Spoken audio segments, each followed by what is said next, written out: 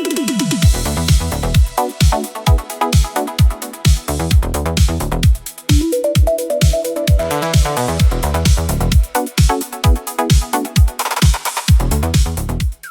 et bienvenue sur Tesla Lambda.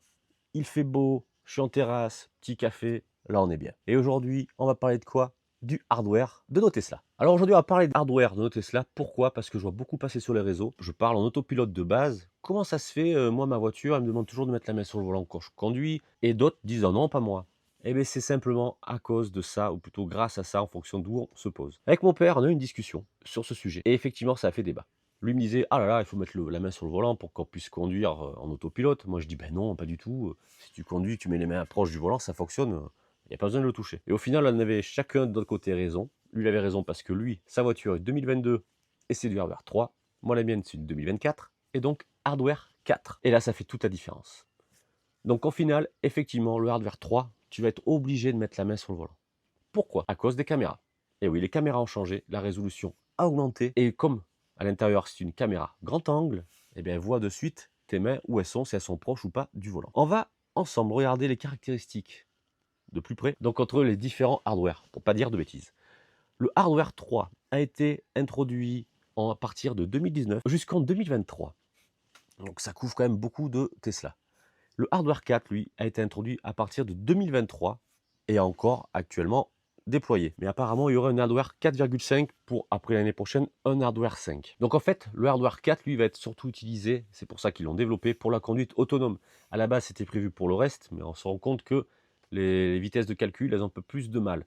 Ça fonctionnerait sur le hardware 3, mais dans un premier temps, ils vont d'abord le développer pour ce qui est le plus récent, le hardware 4. Donc cet hardware 4, lui, va te permettre de conduire en FSD supervisé sans toucher le volant et en autopilote de base sans toucher le volant. Moi, actuellement, c'est ce qui se passe. Je conduis en autopilote, je mets mes mains, comme vous voyez des fois les vidéos de FSD supervisées, tu as les mains pas loin du volant, ça suffit, la voiture détecte tes mains proches du volant grâce à la caméra, tu n'as pas besoin de le toucher. On fait une petite comparaison des caractéristiques. Donc les caméras 1,2 mégapixels sur le hardware 3, sur le hardware 4, c'est du 5 mégapixels. Ensuite, la résolution, voilà, on y arrive, c'est 1280 x 960 sur le 3 et 2896 par 1876 sur le 4. Donc déjà en double, forcément, ça peut être que mieux. La qualité vidéo, donc ils disent que le 3, c'est correct, mais assez faible en basse luminosité. Le hardware 4, excellente, meilleure en nuit, pluie et lisibilité des plaques. Alors le CPU, le processeur, c'est un processeur 12 cœurs sur le hardware 3, 2 x 6, ça fait 2,2 GHz. Et le hardware 4, lui, il en a 20 cœurs. C'est sur 5 x 4, donc 2,35 GHz. Le RAM, la mémoire RAM, on était à 8 Go sur le 3. Sur le 4, on est à 16 Go. Et la bande passante de mémoire, là, il y a une belle différence. Sur le 3, on était à 68 gigabits seconde. Et sur le 4, à 224 gigabits seconde. Donc forcément, ça calcule beaucoup plus. L'avantage pratique du HW4, FSD plus fluide, bonne intervention, meilleure gestion des parkings, marche arrière, créneau, virage complexe, vision nocturne, et puis caméra beaucoup plus claire. Et pour le futur, mieux préparé pour les versions FSD. Et donc le hardware 5 serait en approche en 2026-2027. Hardware 3, encore viable? Comme ils disent, oui. Donc en réalité, si tu cherches une Tesla, si tu n'utilises pas forcément la conduite autonome, tu verras pas de différence, ça fonctionnera très bien. Mais si tu veux avoir une Tesla que tu veux garder un peu plus longtemps avec de nouvelles fonctionnalités qui vont en tout cas apparaître, hardware 4. Il se murmure, alors est-ce que ça va être vrai, que tu vas pouvoir passer du hardware 3 au hardware 4 en passant par les petits centres Tesla.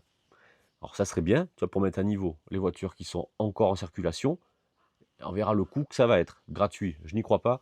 Et bon, peut-être payant certainement, pourquoi pas. Après, il suffit de changer l'ordinateur et les caméras et le tour est joué. Comme le fait d'ailleurs, comme la mienne, je n'ai pas de caméra avant. Et apparemment, ce serait possible d'en rajouter une, étant donné que le HW4, lui, est prévu pour. Donc pour résumer, si tu veux conduire en autopilote de base sans toucher le volant, hardware 4, c'est celui-là qu'il te faut. Et si tu t'en fous un petit peu, hardware 3, ça te suffira.